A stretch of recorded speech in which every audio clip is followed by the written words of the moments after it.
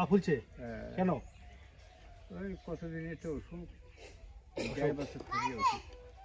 খাওয়া দাওয়া হয়েছে? খাওয়া দাওয়া হয়ে গেল, ওই যে ছড়াইছি। আমাকে চিনছেন? চিনছেন আমাকে? আইসিন তো মাঝে মাঝে। এর আগে আসছিলাম আপনাদের বাড়ি, চিনছেন?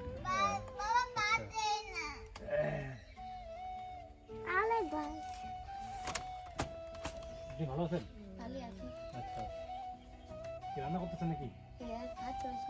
এখন শুনে ভাত, এখন তো বাজে মোটামুটি তোমার প্রায় 2টা বাজে, 2টা। হ্যাঁ, এখন ভাত বসাইছেন, কখন খাবেন? আচ্ছা, কাজ করেন আপনি?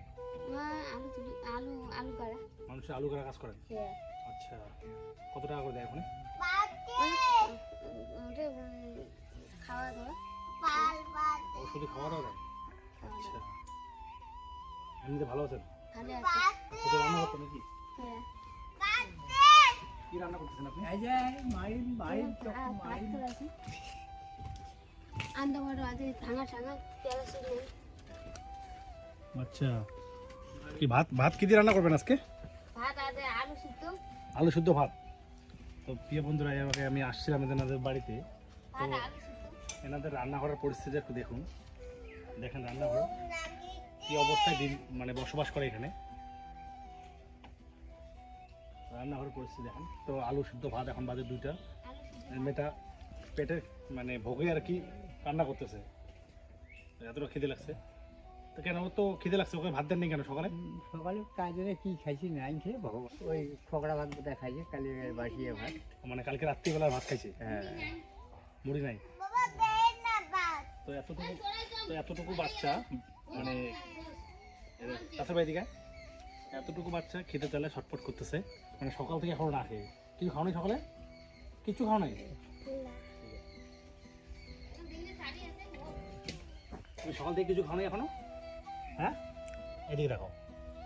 তুমি সকাল থেকে কিছু খাও নাই এখনো কেন? ভোগ লাগছে তোমাকে? হ্যাঁ, তোমার টাকা দেবো? হ্যাঁ, টাকা দেবো তোমাকে। কি খাবে তবে টাকা দিয়ে? হ্যাঁ, আচ্ছা ঠিক আছে, তোমার টাকা দিয়ে তুমি কিছু কিনবে। হ্যাঁ, এটা তুমি তুমি রাখবে। হ্যাঁ, ঠিক আছে, একটু হাসো, খুশি? হ্যাঁ, এই দেখে বললাম যে আপনার মেয়ে খিদে জ্বালা ছটফট করতেছে, আপনার খারাপ লাগতেছে না?